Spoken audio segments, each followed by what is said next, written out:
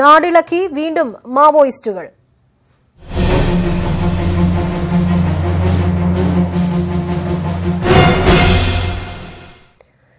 വയനാട് ഏറ്റുമുട്ടൽ സംബന്ധിച്ച് crime branch magisterial തല അന്വേഷണം നടത്തുമെന്ന് ഡിജിപി. നാട്ടുകാരുടെ സ്വൈര്യ ജീവിതം തടസ്സപ്പെടുത്തിയതിനാണ് മാവോയിസ്റ്റുകൾക്കെതിരെ നടപടിയെടുത്തതെന്ന് പോലീസ് അറിയിച്ചു. വി വിനോദ് ചേരുകയാണ് വിവരങ്ങളുമായി. വിനോദ്, പോലീസ് നടപടിയെ ന്യായീകരിക്കുന്ന രീതിയിലുള്ള പ്രസ്താവനയുമായാണല്ലോ ഇപ്പോൾ ഡിജിപി രംഗത്തെത്തിയിരിക്കുന്നത്. എന്താണ് അദ്ദേഹം പറയുന്നത്?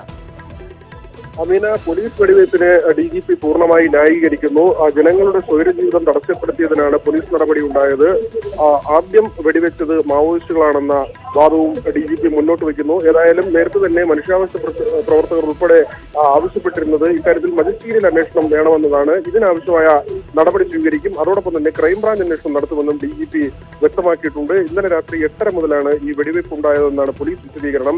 പുലർച്ചെ വരെ വെടിവയ്പ് നീണ്ടുവെന്നും പറയുന്നു. പക്ഷേ ഇത്ര നേരം വെടിവെപ്പ് നടത്തേണ്ട ഒരു സാഹചര്യം അവിടെ ഇല്ല എന്ന തരത്തിലാണ് ആക്ഷേപം ഉയരുന്നത്. ഏതായാലും മജിസ്റ്റീരിയൽ അന്വേഷണവും ക്രൈംബ്രാഞ്ച് അന്വേഷണവും നടത്തുമെന്ന് ഡിജിപി വ്യക്തമാക്കിയിരിക്കുന്നു. അമീന. ശരി വിനോദ്. വയനാട് ലക്കിടിയിൽ പോലീസും മാവോയിസ്റ്റുകളും തമ്മിൽ മണിക്കൂറുകൾ നീണ്ട വെടിവെപ്പിലാണ് മാവോയിസ്റ്റ് നേതാവ് കൊല്ലപ്പെട്ടത്. മലപ്പുറം പാണ്ടിക്കാട് സ്വദേശി CP ജലീലാണ് കൊല്ലപ്പെട്ടത്. വെടിവെപ്പിൽ ദുരൂഹതയുണ്ടെന്ന ആരോപണവുമായി ജലീലിന്റെ സഹോദരൻ CP റഷീദ് രംഗത്തെത്തി. ജലീലിന്റെ മൃതദേഹം പോസ്റ്റ്മോർട്ടത്തിനായി കോഴിക്കോട് മെഡിക്കൽ കോളേജിലേക്ക് മാറ്റി. ഇന്നലെ രാത്രി 8 മണിയോടെ ലക്കിടി ഉപവൻ റിസോർട്ടിലെത്തിയ 4 മാവോയിസ്റ്റുകൾ ജീവനക്കാരോട് പണവും ഭക്ഷണവും ആവശ്യപ്പെടുകയായിരുന്നു. ഇക്കാര്യം ജീവനക്കാർ രഹസ്യമായി പോലീസിനെ അറിയിച്ചതോടെ തണ്ടർബോൾട്ട് സംഘം സ്ഥലത്തെത്തി.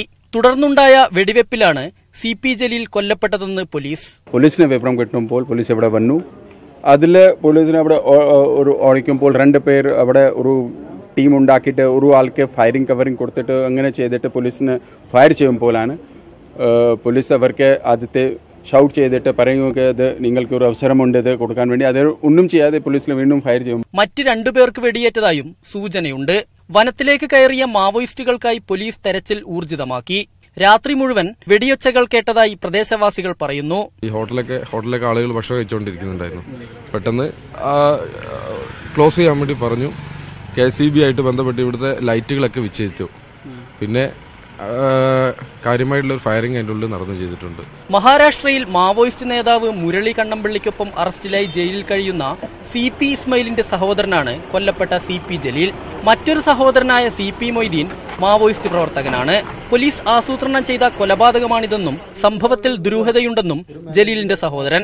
ഒരു കൊല ഒരു സ്ഥലത്ത് നടന്നാൽ ആ കൊലയുടെ ദുരൂഹത ഉണ്ടെങ്കിൽ ഒരു വ്യാജ എൻകൗണ്ടർ നടന്നാൽ എന്താണ് കേരളത്തിലെ പോലീസ് ചെയ്യേണ്ടതെന്ന് പരമോന്നതമായ കോടതി പറഞ്ഞിട്ടുണ്ട്. ആ കാര്യം നിങ്ങൾ ചെയ്യൂ.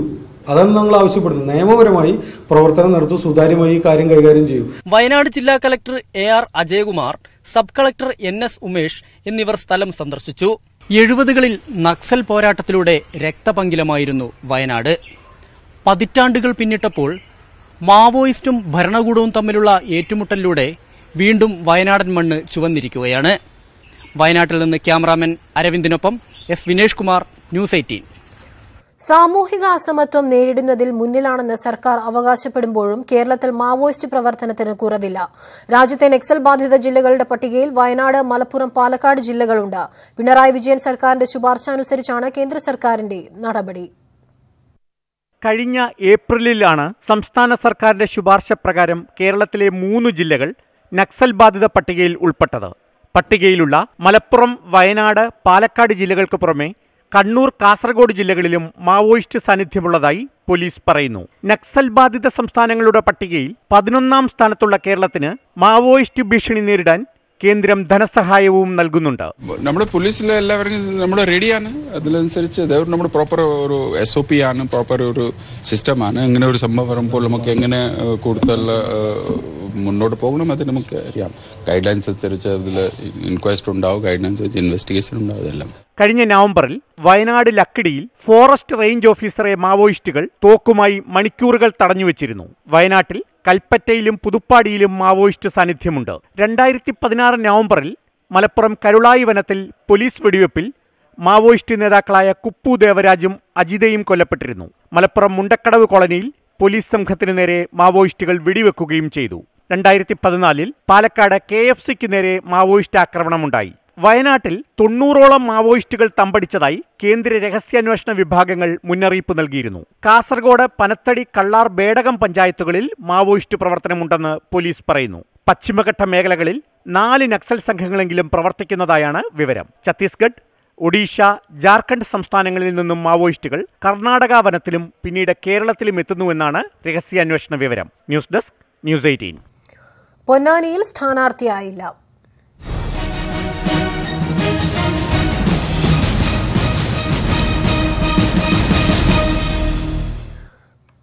പൊന്നാനി ഒഴികെയുള്ള 15 മണ്ഡലങ്ങളിലെയും സ്ഥാനാർത്ഥിമാർക്ക് CPM സംസ്ഥാന സമിതിയുടെ അംഗീകാരം. പൊന്നാനിയിൽ അനുയോജ്യനായ സ്ഥാനാർത്ഥിയെ കണ്ടെത്താൻ മണ്ഡലം കമ്മിറ്റിയോട് ആവശ്യപ്പെട്ടു. ഇന്നസെന്റ് ഉൾപ്പെടെ 6 സിറ്റിംഗ് എംപിമാർ വീണ്ടും മത്സരിക്കും. കോട്ടയത്ത് VN വാസവനും കോഴിക്കോട് KP സതീഷ് ചന്ദ്രനും പത്തനംതിട്ടയിൽ വീണ ജോർജുമാണ് മത്സരിക്കുന്നത്. നിലമ്പൂർ MLA PV അൻവറിനെയായിരുന്നു പൊന്നാനിയിലേക്ക് മണ്ഡലം കമ്മിറ്റി നിർദ്ദേശിച്ചത്. എന്നാൽ നിരന്തരം വിവാദങ്ങളിൽപ്പെടുന്ന അൻവറിന്റെ വിജയസാധ്യതയിൽ സംസ്ഥാന നേതൃത്വം സംശയം പ്രകടിപ്പിച്ചു. പ്രാദേശിക നേതാക്കളിൽ ചിലരും ഇതേ അഭിപ്രായം നേതൃത്വത്തെ അറിയിച്ചു. തുടർന്നാണ് പൊന്നാനിയിൽ പൊതുസമ്മതനായ സ്ഥാനാർത്ഥിയെ കണ്ടെത്താൻ മണ്ഡലം കമ്മിറ്റിക്ക് നിർദ്ദേശം നൽകിയത്. കഴിഞ്ഞ നിയമസഭാ തെരഞ്ഞെടുപ്പിൽ തിരൂരങ്ങാടിയിൽ മത്സരിച്ച നിയാസ് പുളിക്കലകത്തടക്കമുള്ള പേരുകളും CPM പരിഗണിച്ചിരുന്നു. മണ്ഡലം കമ്മിറ്റിയുടെ അഭിപ്രായത്തിന്റെ അടിസ്ഥാനത്തിൽ പൊന്നാനിയിലെ സ്ഥാനാർത്ഥിയെ സംസ്ഥാന സെക്രട്ടേറിയറ്റ് തീരുമാനിക്കും. മണ്ഡലം കമ്മിറ്റിയുടെ എതിർപ്പ് മറികടന്ന് ഇന്നസെന്റിനെ ചാലക്കുടിയിലും സംസ്ഥാന സമിതി അംഗം KP സതീഷ് ചന്ദ്രനെ കാസർഗോഡും സ്ഥാനാർത്ഥിയാക്കി. കണ്ണൂർ ജില്ലാ സെക്രട്ടറി P ജയരാജന് പുറമെ കോട്ടയത്ത് ജില്ലാ സെക്രട്ടറി VN വാസവനും സ്ഥാനാർത്ഥി പട്ടികയിൽ ഇടം പിടിച്ചു. കോട്ടയത്ത് ഇടതുപക്ഷ ജനാധിപത്യ മുന്നണിക്ക് നല്ല സാധ്യതയുള്ള ഒരു മണ്ഡലമായി മാറിയിട്ടുണ്ട്. പൊതുവിൽ കേരളത്തിൽ ഇടതുപക്ഷ ജനാധിപത്യ മുന്നണിക്ക് 2004 ആവർത്തിക്കാനുള്ള രാഷ്ട്രീയ സാഹചര്യം ഉയർന്നു വന്നിട്ടുണ്ട്. അതിന് ആനുപാതികമായി കോട്ടയം പാർലമെന്റ് നിയോജകമണ്ഡലവും ഇടതുപക്ഷ ജനാധിപത്യത്തിന് അനുകൂലമായി മുമ്പും വന്നിട്ടുണ്ട്. ഇപ്പം ഏറെ അനുകൂലമായ സാഹചര്യം വന്നിരിക്കുന്നു.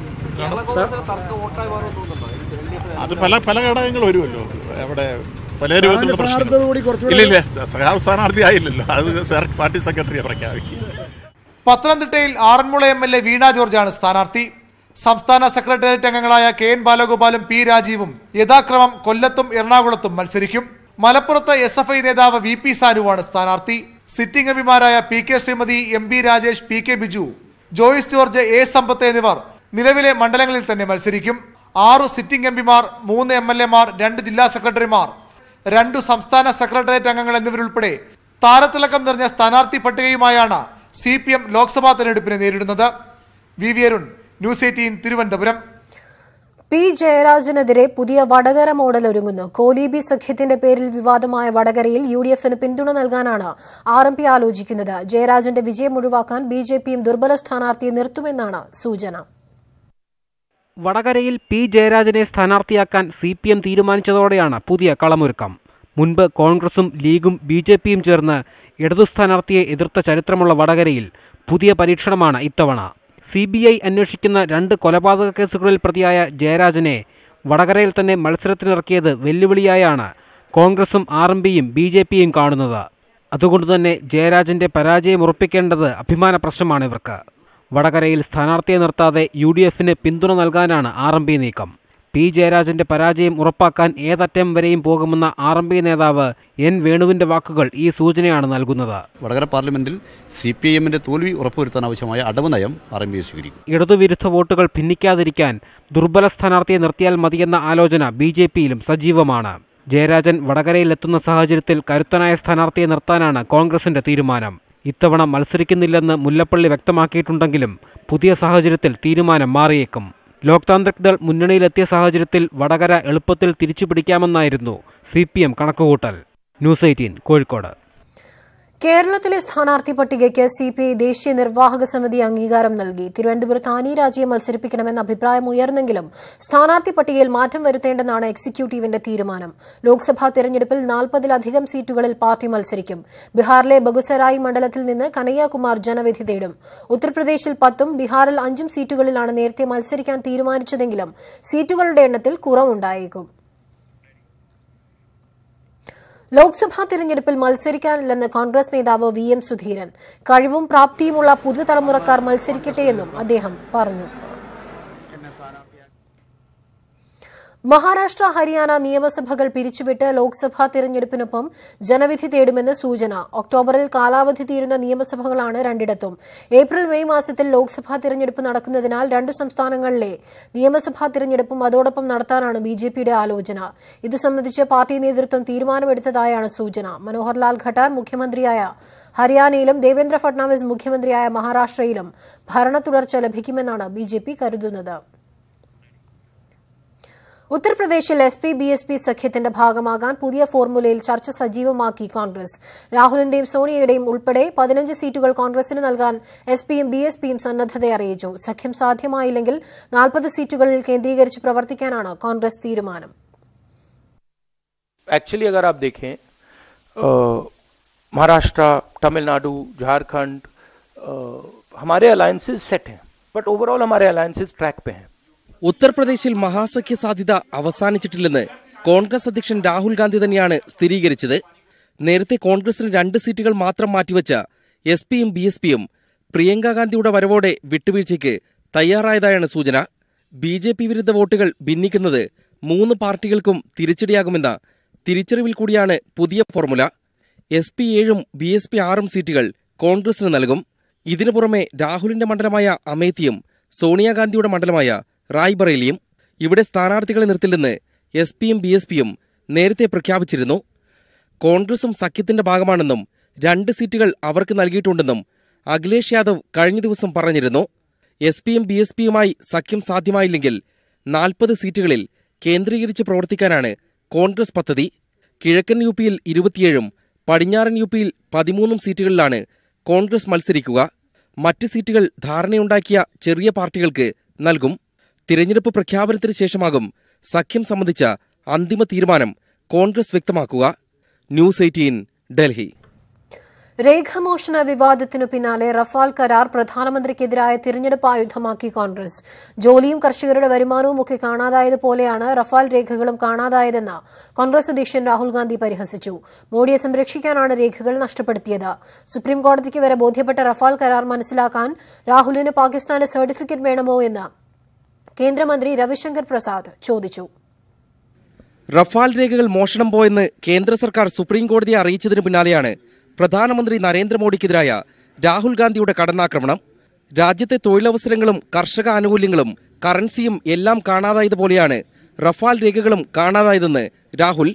തിരഞ്ഞെടുപ്പിന് ശേഷം മോഡി സർക്കാരിനെയും കാണാതാകും. नरेंद्र मोदी ने बाईपास सर्जरी की है. कागजों पे कार्रवाई कीजिए, मगर इन पे भी तो कीजिए जिनका नाम कागज में आ रहा है. ये तो इस सरकार का काम ही है गायब करना. वहां भी इन्वेस्टिगेशन कीजिए, उनके पास फाइल कैसे पड़ी है करिए, सब पे कीजिए, बट प्राइम मिनिस्टर पे നവാസ് ഷെരീഫിനെ കെട്ടിപ്പിടിച്ച് പാക് ചാരസംഘടനയെ ഇന്ത്യയിലേക്ക് അന്വേഷണത്തിന് ക്ഷണിച്ച മോഡി പാകിസ്ഥാന്റെ poster ബോയിയാണ്. Prime Minister has got ISI to investigate Pathankot. Prime Minister is going to Mr. Nawaz Sharif's wedding, and we are the poster boys. He is the poster boy of Pakistan. എന്നാൽ സുപ്രീംകോടതി ശരിവെച്ച റഫാലിൽ രാഹുലിന് വേണ്ടത് പാകിസ്ഥാന്റെ certificate ആണോ എന്നായിരുന്നു ബി-ജെ-പിയുടെ മറുചോദ്യം. Need a certificate about Rafale from Pakistan? In that we can't help. Of late, Rahul Gandhi is believing Pakistan more than on India's forces and also its leaders. I would urge Rahul Gandhi, you have exposed yourself enough by speaking blatant lies and falsehood to the people of India. രേഖകൾ പുറത്തുവിട്ട സ്ഥാപനങ്ങൾക്കെതിരെ കേസെടുക്കുമെന്ന സർക്കാർ ഭീഷണിയെ editors guild ചോദ്യം ചെയ്തു. M Unnikrishnan, news 18 Delhi. ജമ്മുവിലെ തിരക്കേറിയ bus സ്റ്റാൻഡിലുണ്ടായ ഉഗ്രസ്ഫോടനത്തിൽ ഒരാൾ കൊല്ലപ്പെട്ടു. 28 പേർക്ക് പരിക്കേറ്റു. പാക് സർക്കാർ തീവ്രവാദ സംഘടനകൾക്കെതിരെ നടപടി ശക്തമാക്കിയതായി പാകിസ്ഥാൻ മാധ്യമങ്ങൾ അവകാശപ്പെട്ടു. അതിനിടെ ഇന്ത്യക്കെതിരായ ആക്രമണത്തിൽ പാക് രഹസ്യാന്വേഷണ സംഘം ജെയ്ഷെ മുഹമ്മദിനെ ഉപയോഗിച്ചിട്ടുണ്ടെന്ന വെളിപ്പെടുത്തലുമായി മുൻ പ്രസിഡന്റ് പർവേസ് മുഷറഫ് രംഗത്തെത്തി. ജമ്മുവിൽ ബസ് സ്റ്റാൻഡിൽ ആളുകൾ നിറഞ്ഞ ബസ്സിലേക്ക് അജ്ഞാതർ ഗ്രനേഡ് എറിയുകയായിരുന്നു. ഒരാൾ മരിച്ചു, 28 പേർക്ക് പരിക്കേറ്റു. The local inquiry has initiated. We'll get the details. But we are proud of our forces. Government has given all the liberty to the forces to take the necessary steps, and that is being done. Terrorists, they are on run, and I'm sure our forces will take care of all this. ഹന്ദ്വാരയിൽ സുരക്ഷാ സൈനികരും ഭീകരരും തമ്മിൽ വീണ്ടും വെടിവെപ്പുണ്ടായി. ഒരു ഭീകരൻ കൊല്ലപ്പെട്ടു. പ്രദേശത്ത് വ്യാപക തെരച്ചിൽ നടക്കുകയാണ്. കഴിഞ്ഞ ദിവസം ഷോപ്പിയാനിൽ ഭീകരരുടെ ഒളിത്താവളങ്ങൾ സുരക്ഷാസേന തകർത്തിരുന്നു. പ്രതിരോധ മന്ത്രി നിർമ്മല സീതാരാമൻ ഇന്ന് കശ്മീരിൽ എത്തുമെന്ന് അറിയിച്ചിരുന്നുവെങ്കിലും സന്ദർശനം നീട്ടിവെച്ചു. സന്ദർഭോചിതമായ ഇടപെടലിലൂടെ ഇന്ത്യയുമായുള്ള യുദ്ധം ഒഴിവായെന്ന് പാകിസ്ഥാൻ പ്രധാനമന്ത്രി ഇമ്രാൻഖാൻ പറഞ്ഞു. സംഘർഷം അയഞ്ഞുവെങ്കിലും ഭീഷണി തുടരുന്നുവെന്നും ഇമ്രാൻ വ്യക്തമാക്കി. അതേസമയം ജെയ്ഷെ ഭീകര സംഘത്തിനെതിരെ കർശന നടപടി ആവശ്യമാണെന്ന് പാകിസ്ഥാൻ മുൻ പ്രസിഡന്റ് പർവേസ് മുഷറഫ് പറഞ്ഞു. ഇന്ത്യക്കെതിരെ ആക്രമണത്തിന് പാക് രഹസ്യാന്വേഷണ സംഘടന ജെയ്ഷെ മുഹമ്മദിനെ ഉപയോഗിച്ചിട്ടുണ്ട് എന്ന വെളിപ്പെടുത്തലും മുഷറഫ് നടത്തി. തീവ്ര സ്വഭാവമുള്ള സംഘടനകൾക്കെതിരെ പാക് സർക്കാർ നടപടി ശക്തമാക്കിയതായി റിപ്പോർട്ടുണ്ട്. നിരവധി പേരെ വീട്ടുതടങ്കലിലാക്കി. ന്യൂസ് 18 ഡൽഹി. ഉത്തർപ്രദേശിൽ കശ്മീരികളായ വഴിയോര കച്ചവടക്കാർക്ക് ക്രൂരമർദ്ദനം. മർദ്ദനത്തിന്റെ ദൃശ്യങ്ങൾ പകർത്തി അക്രമികൾ നവമാധ്യമങ്ങളിൽ പ്രചരിപ്പിച്ചു. സംഭവത്തിൽ ഒരാൾ അറസ്റ്റിലായി.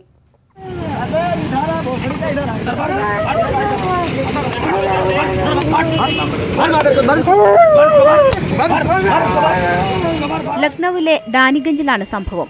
വഴിയരികിൽ ഉണങ്ങിയ പഴങ്ങൾ വിൽക്കുകയായിരുന്ന കശ്മീർ സ്വദേശികളെ കാവ്യവസ്ത്രം ധരിച്ചെത്തിയ സംഘം ക്രൂരമായി മർദ്ദിക്കുകയായിരുന്നു. തീവ്ര ഹിന്ദു സംഘടനയായ വിശ്വ ഹിന്ദുദളിന്റെ നേതൃത്വത്തിലായിരുന്നു മർദ്ദനം. മർദ്ദനത്തിന്റെ ദൃശ്യങ്ങൾ പകർത്തി ഇവർ സോഷ്യൽ മീഡിയയിൽ പ്രചരിപ്പിക്കുകയും ചെയ്തു.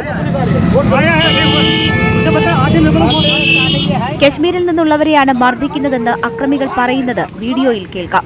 വർഷങ്ങളായി ലക്നൌവിൽ കച്ചവടം നടത്തുന്നവരാണ് ആക്രമിക്കപ്പെട്ടത്. റിയാസത്ത് ഉൻകി ഹൈ ലേക്കിൻ യേ ലോഗ് ഉൻകെ നഹീ ഹൈ कि कश्मीर हिंदुस्तान का हिस्सा रहेगा लेकिन कश्मीरी हिंदुस्तान के हिस्से नहीं माने जाएंगे. സംഭവവുമായി ബന്ധപ്പെട്ട് ഒരാളെ അറസ്റ്റ് ചെയ്തിട്ടുണ്ട്. ബജ്രംഗി സോങ്കർ എന്ന ആളാണ് പിടിയിലായതെന്ന് പോലീസ് പറഞ്ഞു. 12 ക്രിമിനൽ കേസുകളിൽ പ്രതിയാണ് ഇയാളെന്നും ലക്നൌ പോലീസ് കമ്മീഷണർ കലാനിധി നൈദാനി അറിയിച്ചു. IPC 307 IPC और 7 CLA एक्ट इनकी बढ़ोतरी की गई है. പുൽവാമ ഭീകരാക്രമണത്തിന് ശേഷം രാജ്യത്തിന്റെ വിവിധ ഭാഗങ്ങളിൽ കശ്മീരികൾക്കെതിരെ ആക്രമണമുണ്ടായിരുന്നു. ഇതിനെതിരെ കർശന നടപടി സ്വീകരിക്കണമെന്ന് കേന്ദ്രം സംസ്ഥാനങ്ങൾക്ക് നിർദ്ദേശം നൽകിയിരുന്നു. News desk news 18.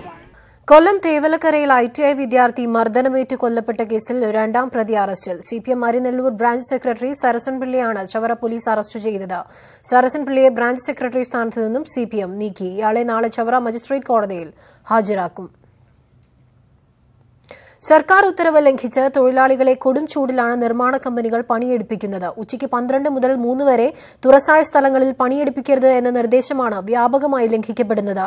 ഇതര സംസ്ഥാന തൊഴിലാളികളാണ് ചൂഷണം ചെയ്യപ്പെടുന്നവരിൽ ഏറെയും. കഴിഞ്ഞ മാസം 26-നാണ് നിർമ്മാണ മേഖലയിലടക്കമുള്ള തൊഴിലാളികളുടെ തൊഴിൽ സമയം പുനഃക്രമീകരിച്ചുകൊണ്ടുള്ള ഉത്തരവ് പ്രാബല്യത്തിൽ വന്നത്. ഒരാഴ്ചയ്ക്ക് ശേഷം കൊച്ചി മറൈൻ ഡ്രൈവിൽ നിന്നുള്ള കാഴ്ചയാണിത്.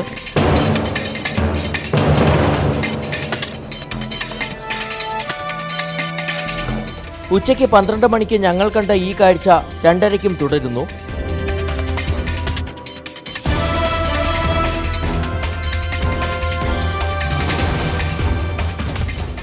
ഏറെയും ഇതര സംസ്ഥാന തൊഴിലാളികൾ. എറണാകുളം ജില്ലയിലെ മറ്റു ഭാഗങ്ങളിലും സമാനമായ ദൃശ്യങ്ങൾ കാണാം. കലൂരിൽ പൊരിവെയിലത്ത് പണിയെടുക്കുന്നതിൽ കൗമാരക്കാരുമുണ്ട്. പൊരിവെയിലത്ത് പണിയെടുക്കുന്നതിനെക്കുറിച്ച് ചോദിച്ചപ്പോൾ പ്രതികരണം ഇങ്ങനെ: തൊഴിൽ സമയം പുനഃക്രമീകരിക്കണമെന്ന സർക്കാർ നിർദ്ദേശം പോലും അറിയാതെയാണ് പല ഇതര സംസ്ഥാന തൊഴിലാളികളും പണിക്കെത്തുന്നത്. അധികൃതരുടെ നിർദ്ദേശം പാലിക്കപ്പെടാത്തതിനൊപ്പം തൊഴിലാളികളുടെ സുരക്ഷിതത്വം സംബന്ധിച്ചുകൂടി ചോദ്യമുയർത്തുന്നതാണ് ഈ ദൃശ്യങ്ങൾ. 1 മിനിറ്റ് പോലും വെയിലത്ത് നിൽക്കാനാകാത്ത സാഹചര്യത്തിലാണ് മണിക്കൂറുകളോളം ഇങ്ങനെ ഇവർ പണിയെടുക്കുന്നത്.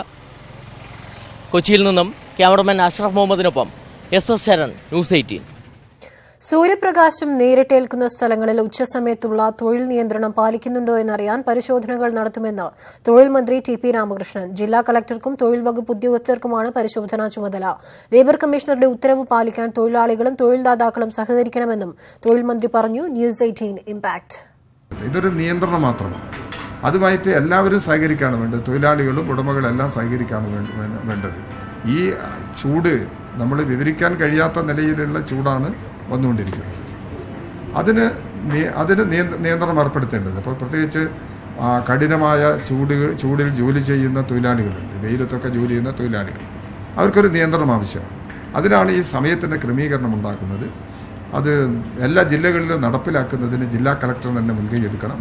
ലേബർ ഡിപ്പാർട്ട്മെൻറ്റ് ഉദ്യോഗസ്ഥന്മാരും ഇത് തൊഴിൽ കേന്ദ്രങ്ങളിൽ പരിശോധിക്കുന്നതാണ്. എവിടെയെങ്കിലും എന്തെങ്കിലും പരാതി ഉണ്ടെങ്കിൽ അത് പരിഹരിക്കാൻ ആവശ്യമായിട്ടുള്ള നിലപാടും സ്വീകരിക്കും. തൊഴിലാളികളുടെ ദൈന്യതയോട് മുഖം തിരിച്ച് മനുഷ്യാവകാശ കമ്മീഷൻ അംഗം കെ മോഹൻകുമാർ വിഷയം ശ്രദ്ധയിൽപ്പെടുത്തിയപ്പോൾ പരിഹാസ സ്വരത്തിലാണ് അദ്ദേഹം ന്യൂസ് 18നോട് പ്രതികരിച്ചത്. ഈ തൊഴിലാളി പോയി പരാതി പറയൂ എന്ന നിലയിലേക്ക് നമ്മുടെ സംവിധാനങ്ങൾ മാറുന്നത് ഒട്ടും ഉചിതമല്ല. മാത്രമല്ല അങ്ങനെ അവൻ ചർച്ച നീട്ടിക്കൊണ്ടുപോകണം. നമ്മൾ ചർച്ചയ്ക്ക് വെച്ച് ശ്രീ മോഹൻകുമാർ കാര്യങ്ങളെ കുറിച്ച് സംസാരിക്കരുത് എന്നാണ് ഞാൻ പറയേണ്ടത്.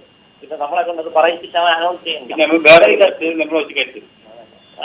ഏതായാലും ശ്രീ മോഹൻകുമാർ ഈ പറയുന്നതും ഒക്കെ നാട്ടുകാർ കേൾക്കുന്നുണ്ട്. ഇതാണ് മനുഷ്യാവകാശ കമ്മീഷന്റെ അവസ്ഥ. വാർത്താ ബുള്ളറ്റിൻ പൂർണ്ണമാവുകയാണ്. ഇടവേളയ്ക്ക് ശേഷം നാട്ടുവർത്തമാനവുമായി ധന്യ എത്തും. നമസ്കാരം.